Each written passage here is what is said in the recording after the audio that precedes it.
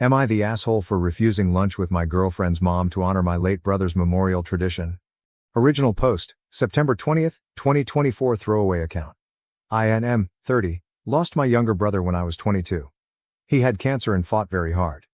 Ever since, I've been donating blood on the anniversary of his death every year.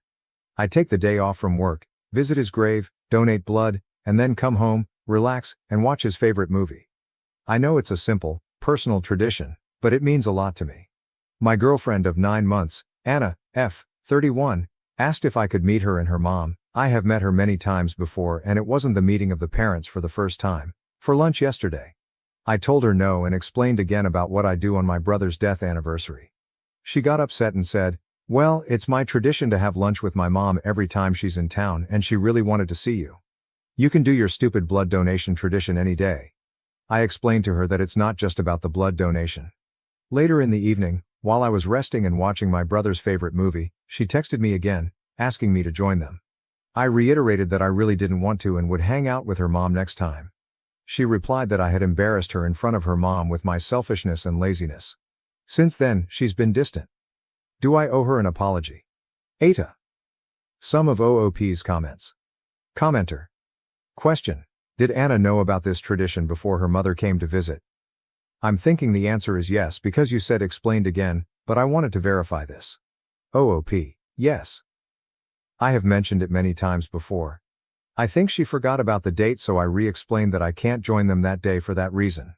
Commenter. NTA. She doesn't respect your tradition, which is 1 day a year. Her mom will probably come to town more than 1 time in the year. Your girlfriend is selfish and entitled. OOP. Yes, she is retired and lives 3 hours away. She comes here often.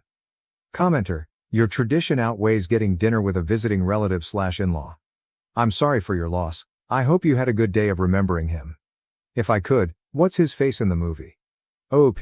There are 2 actually. LOL. The very first Despicable Me movie and Star Wars, Episode 3, Revenge of the Sith. Commenter. Have you watched the new one? I see all the movies my dad would have loved to see from the franchises he loved. OOP. Not yet. I'm planning to watch it with my dad. My mom died when we were kids and my dad raised us alone. On my brother's birthday, Plan B is having him over for a movie night on my brother's birthday if the movie will no longer be in movie theaters in December. Commenter. I think you would need to think very carefully about this. GF. Losing someone you live with is very hard and she is very careless with your feelings. Sorry for your loss. I lost my brother when he was 12 and I was 15. Still miss him. OP, my condolences. I miss him a lot. There are certain video games I can't even look at or play anymore because it was our special thing. Commenter. Downvoted. I see plenty of room for doing lunch with your GF and her mom, and still commemorating your brother's death on the same day. It would have been easy to fit lunch between visiting a grave, drawing blood and seeing a movie. You also missed a chance to invite your GF to partake in your ritual, and instead seem to have just used it as an excuse to not go out with them. You're going to lose a lot more people in life before it's through. I understand death is hard, but it's been nearly a decade. Sometimes clinging to those ancient memories only holds us back. OP. She had never met him. He passed long before my current relationship. She never showed any interest to join and I wasn't expecting her to join. I mean, if she wanted to, she would be more than welcome to join. I didn't exclude her. My brother's is not some ancient memory. We were very close and we only had each other growing up as my dad was working a lot. His memory isn't holding me back in any ways. OP comments 1 hour after posting. I texted Anna that we need to talk after reading the comments. I'm going to end it. I don't have her mom's number unfortunately. OOP 3 hours later when asked for an update. Sure. So far no reply. OOP responds to a downvoted commenter. I'm not apologizing. I sent her a text to meet so I can end it. Expecting to have 1 day out of a year is not too much to ask for. Update. Same post. September 22nd, 2024, 2 days later. I texted her that we needed to talk. She never replied. Just blocked me from everywhere, social media, WhatsApp. Her best friend who was following me on Instagram blocked me too. I'm not sad. I wanted to end it anyways. Thank you for your support. I really appreciate your kind comments. Some users suggested that my brother/remembrance tradition saved me from getting serious with her in a lifetime of misery and it made me smile. Thank you again. My 12-year-old daughter left me for her rich stepfather. After losing her mother and being kicked out by her stepfather, She returns broke at 22. My ex-wife, then 41, female, and I, then 45, male, split up 12 years ago. She found solace in the company of a wealthy man. Sorry, there's no better way to put it. She was a stay-at-home wife and mother who had little interest in working or earning money. She wanted to stay at home and take care of the house and our daughter. I never forced my daughter to work after she was born, even though my finances were tight. I was working 2 jobs and earning enough money to eat well. However, my salary could not afford the luxury lifestyle she desired. I will not go into detail regarding my relationship with my ex. This piece is about Laura. Details regarding my ex-wife may be covered in another post. When Laura was 10, my ex-wife admitted that she had been sleeping with a wealthy man. She moved out on the same day that we filed for divorce. We became co-parents to Laura. Because I had 2 jobs and she didn't, we decided that I'd have Laura on weekends. I formed a strong bond with Laura. We have some fantastic adventure trips together. Even though the divorce was traumatic, spending time with her made me feel so much better. As time passed, I noticed Laura was delaying our meetings. Previously, every Friday, I looked forward to her email explaining what she planned to do over the weekend. However, the email's substance eventually changed to, "Sorry, I can't make it this weekend. We're going skiing," or, "We have other fancy sports or SL trips with stepfather." I initially ignored this, believing her stepfather was simply trying to keep her happy and that I should not be jealous. I eventually concluded Laura didn't want to see me as regularly. Our weekly meetings became bi-monthly, then monthly, only one day of the weekend. I saw she was not enjoying our time together as much as she used to.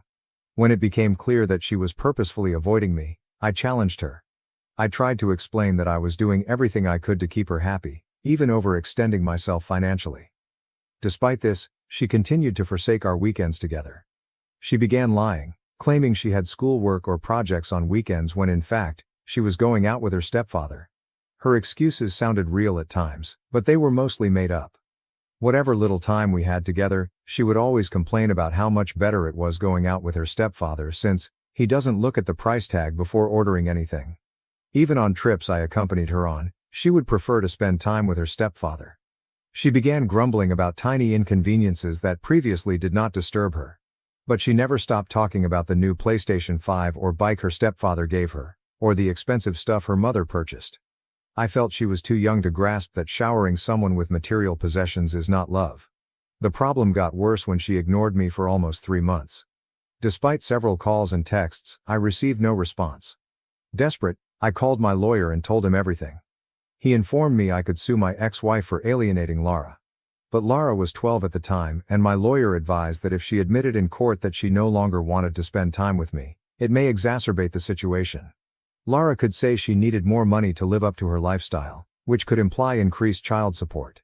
Yes, I was already paying child support, despite the fact that her wealthy stepfather provided so much for her. I dropped the idea of suing my ex for custody. There was no purpose. My attorney advised we have a formal out-of-court conversation with them. It would help me understand what they wanted. I agreed to go this way, and my lawyer wrote them a letter with extensive allegations. He said that we desired an out-of-court settlement. I had a strange sensation that my ex-wife would refuse to talk since she had enough money and time to burn in a court action. To my astonishment, she agreed to discuss and resolve this matter in front of the attorney. My ex-wife's husband attended the conference, as did my ex-wife and Laura. They both swore they were beyond this and had no idea if Laura was ghosting me. They admitted they had no part to play in it and stood aside, allowing Laura to speak for herself. Laura then delivered the most devastating blow of my life. She demanded that I relinquish my parental rights. That was 10 years ago, yet I still remember the frightening event vividly. I was dead silent for, I'm not sure how long. My lawyer pressed me for a response, but I just stared at everyone. What do I say? When I looked at my ex-wife, her lips twisted into a smile, as if she knew what was going to happen. I took Laura's hand and murmured, "Baby, I hope you understand what you're saying. Giving away my parental rights would mean you could no longer call me dad. You would no longer be my daughter." She shook off my hand, stared straight in my eyes and said, "Yeah, that's what I want." I was astounded. I ran out of words to explain the implications of her decision. My lawyer attempted to explain the legal repercussions, such as property concerns and other issues, but she refused to change her decision. She looked at her stepfather and questioned, Once he disowns me, you'll be able to adopt me as your daughter, right? He nodded with wide eyes and replied, "Certainly, darling." Words cannot express the bitterness I felt at that moment. My world was destroyed, to say the least. I lost my sense of purpose in life. After my wife of 15 years cheated on me, Lara was the one bright spot in my life. She was the one I looked forward to after working 2 jobs. I didn't date anyone for 2 years after my divorce. I didn't have the time and didn't want to. I wanted to give Lara my complete love and attention. This is what I received in return. She wanted to get rid of me. My state was so pitiful that I couldn't think clearly. My lawyer borrowed some time to respond to them. I'm sure my ex and her husband slept well that night after seeing me in such a vulnerable position. My lawyer drove me home. After he went, I cried like a baby for hours in my empty house. My heart was filled with a wide range of emotions. I contacted my folks and informed them of Lara's desire. They were completely terrified and hurried over to comfort me. My parents, particularly my mother, were really close to Lara. She had been caring for her for over a year when my wife needed surgery and was forced to stay in bed. During that time, my mother took care of both Lara and my ex-wife. Mom gave it a go, but Lara insisted that I give up my parental rights. She passionately wanted to be her stepfather's daughter. He had informed her that he couldn't adopt her unless I relinquished my parental rights. I asked my lawyer what my choices were. He suggested we could sue them for manipulating Lara, but because she was 12, it would be difficult to show she was being manipulated. Besides, they had the money to pursue a long court action, whereas I did not. Plus, what's the sense of battling when the person I'm fighting for has already decided on their side? It was a lost battle. I had no choice but to swallow the bitter pill and give up my fatherly rights. I spent the next week wrapped up in my bed. I left my second job. Who do I work for now? I lost all motivation to get up in the morning and go to work. I took so many absences from my full-time job and struggled so hard that I was eventually dismissed. I moved to a different town, slept at a subway station, and walked around like a crazy person for days. I gradually got out of it, found a new job, went to the gym and enrolled in treatment. It took me around 2 years to recover. I didn't date, but I did go on a lot of solitary treks as a form of treatment. During one of these visits I met my current wife, Brianna. She had a 5-year-old daughter named Emma. After a while of dating, we moved in together. Brianna introduced me to Emma for the first time, and I broke down. She reminded me of Lara. I strongly wanted Emma to address me as Dad, but I held back. I did not want to damage myself again. I had a healthy but distant relationship with Emma. On her 12th birthday, Emma requested me to adopt her. I felt so overwhelmed. I now have 2 kids, Emma and Amy, a 3-year-old toddler, with my second wife. I believe I've provided enough context on my circumstance.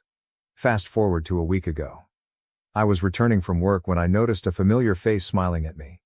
As I approached, I saw it was none other than Lara. I felt shivers, as if I had seen a ghost. She was taller, slimmer and much more attractive, but it was easy to recognize her. She ran up to me and hugged me, saying, "Dad, I'm your daughter Lara. I finally found you." I gazed at her with lifeless eyes and replied, "I have 2 daughters, but you're not one of them." Before she could say anything, I began walking away. She followed me, but I turned around and yelled, "Quit following me or I'll report you." I did not see her after that. The next day, she arrived at my residence. As soon as I opened the door, she exclaimed, "I apologize. I know you're angry with me, but please hear me out. Mom has died and Dad, stepfather, has brought his mistress home. He doesn't love me as much as he did when Mom was living. He's cut me off financially and says I need to start earning my own money. When I pestered him, he threatened to disown me." I listened to her outburst and said with a straight face, "So what?" She began pleading with me for another opportunity. I screamed at her to leave and slammed the door in her face. She then went to my mother and apologized. She was able to persuade my mother with her emotions, and now she wants me to reunite with Lara for the sake of our family. The anguish she caused me is preventing me from reconciling with her. Am I in a *** hole? Update 1. Some of you inquired about my ex-wife, wondering whether she was a gold digger, if she manipulated Lara, or if it was my fault. So here's a quick background on my ex-wife.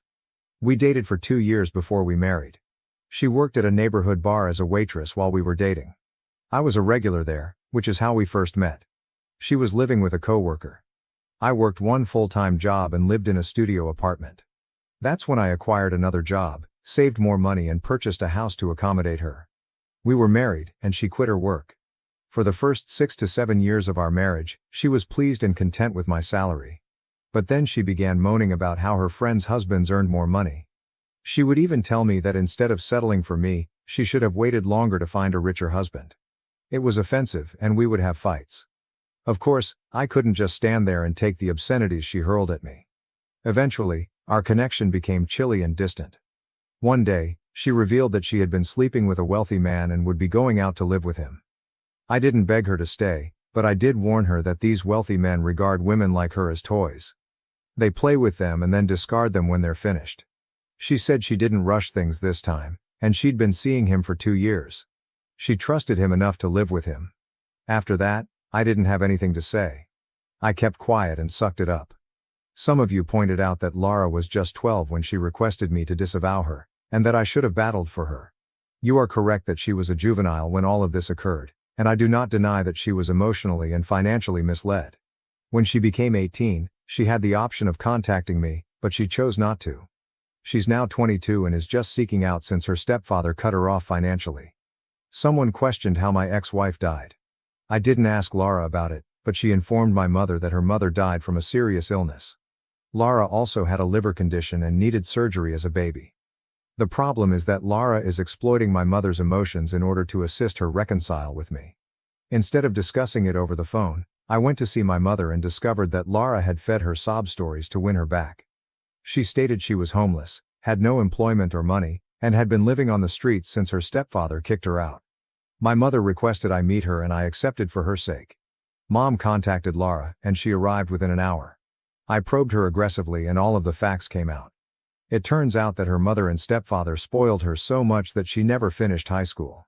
She was too busy vacationing and dining with them to think about schooling or school. I'm not sure what that man was thinking by indulging her in this way. I'm not sure what her mom was thinking when she allowed this to happen. Lara insisted that everything she did and said, including the parental rights issue and the ghosting, was part of her mother's plan to embarrass me. I asked her why her mother would do such a thing. She said it was because I didn't make enough to purchase her mom high-end clothing and accessories, which had embarrassed her in front of her friends. Lara claimed her mother devised the scheme to shame and humiliate me in front of her new husband. Listening to this was really distressing because it brought back all of the traumatic experiences I had worked so hard to forget. I told Lara that the past was done, her mother was gone, so what did she want from me now? She asked me to accept her as my daughter again.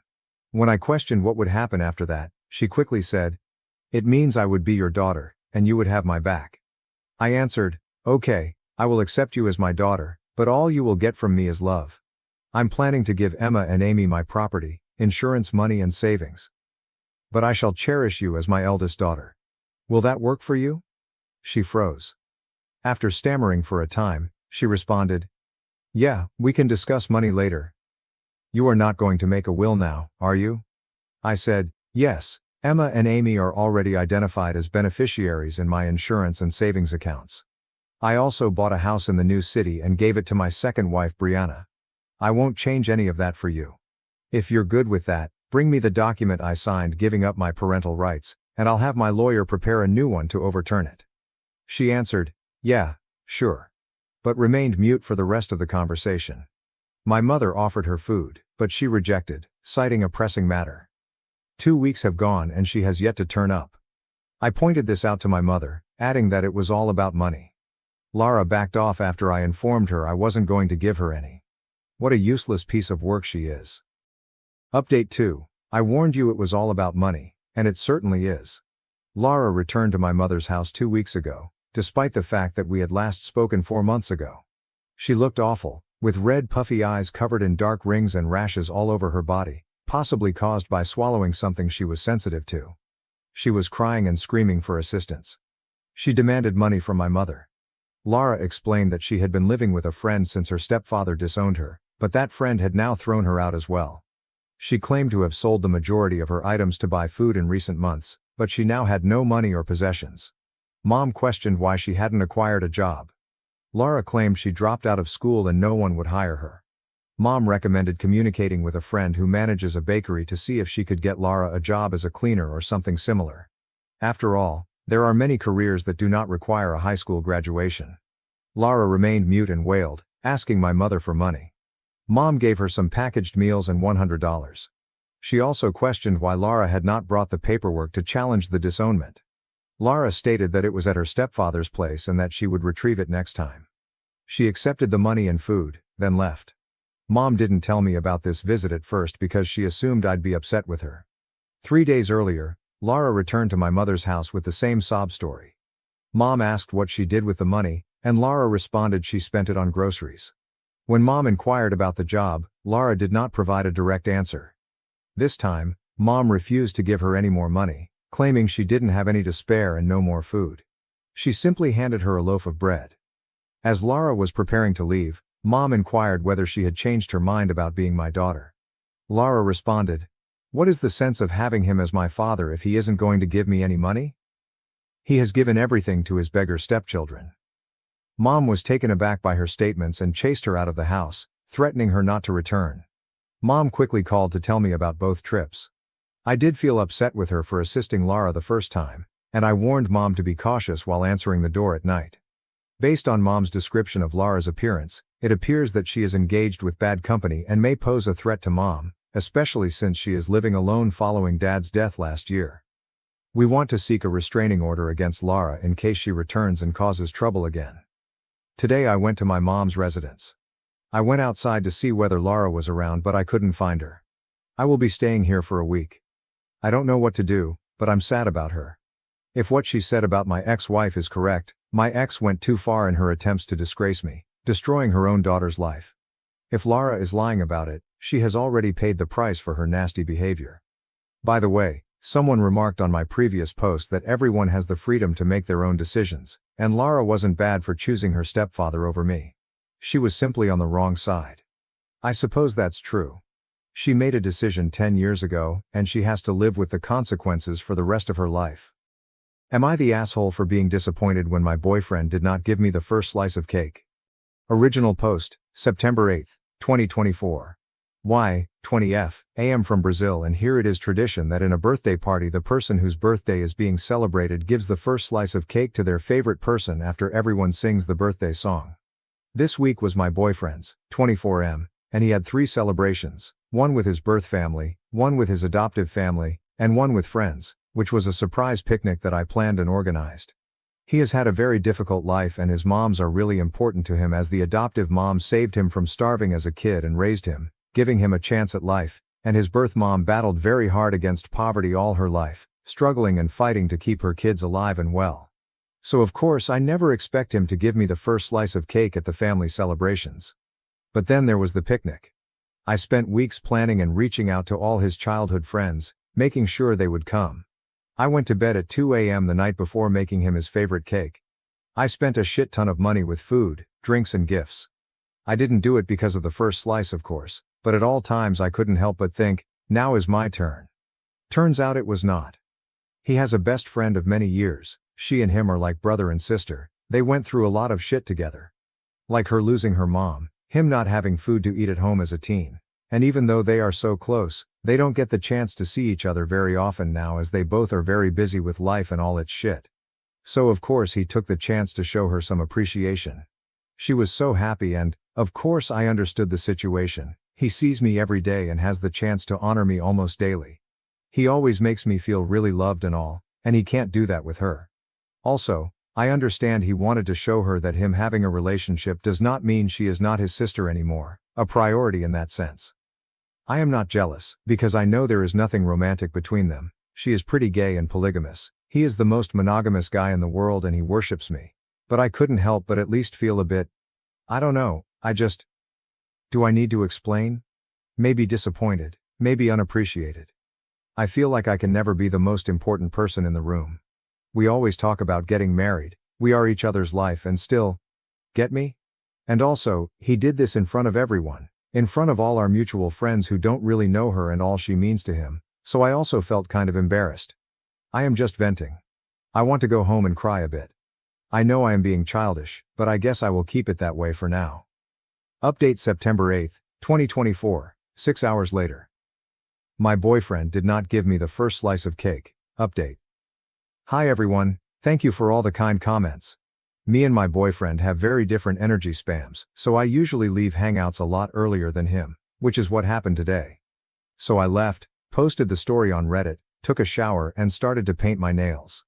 About 3 hours after I left, my boyfriend called me. I picked him up and he was sobbing.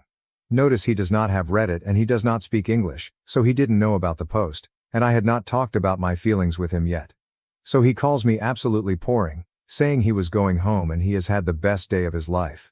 That he loves me so much for doing this for him, and spends the next 15 minutes talking between sobs about all the effort I put into the birthday celebration, thanking me for every single one of the things I did. Then he mentioned the cake slice. He said to me that throughout his entire life, because he has always had birthdays in his mom's houses, he had never given a first slice to his best friend, who went through all that with him, and that me being empathetic enough to let him do this was honestly one of the most special things I had ever done for him. He told me she had been going through some very important stuff and he was not around ever because of work and college, and she was feeling very left behind because of this, which is a huge thing since they are basically brother and sister. So the cake made her cry so much. It was the first time he had ever done this and she finally felt like he had not forgotten about her. And then, because I made that much effort for him, he asked me to rest. He told me that this next week was going to be entirely for him to show me appreciation. He asked me to please for once not sabotage him showing me love and pampering me because I feel like I don't deserve it. Because he was going to take his savings to take me out and spend the week giving me surprises. I know him well enough to expect some love notes, him showing up to surprise me at my place, maybe even a song written for me. He also invited me to spend the weekend at his place, just the two of us. He lives with his family and they are all going to the beach, leaving the house empty. So that he can cook me dinner and give me one of his 1-hour-long full-body massages. They are my favorites. Then, after he said all that, I took the opportunity to tell him about how I felt today. He listened quietly, and when I was finished, he apologized, saying that he did not realize that was how I felt, that was not his intention. He just thought that did not mean as much to me as it would have meant for his best friend. So he decided to honor her that way and then honor me differently. With my Princess Week. But he told me he understood how I felt and that he was sorry anyway. We talked a bit more, but we got over the stuff pretty quickly and it all ended with us gossiping about the day, because two friends of ours who don't really get along very well apparently went back home together and half drunk after I left. Man, I love gossip. Well friends, I suppose that's my update. Maybe this is the day Reddit realizes that emotions are complicated and life is too, which is why small moments do not define a relationship or someone's feelings. How we react to the situation and deal with it does. I love my boyfriend, and he loves me a lot too, and that does not mean he does not have any family beyond me. That also does not mean I'm not allowed to feel sad. I have the right to feel what I feel and to be welcomed in that feeling, being validated. I will marry this man, mark my words.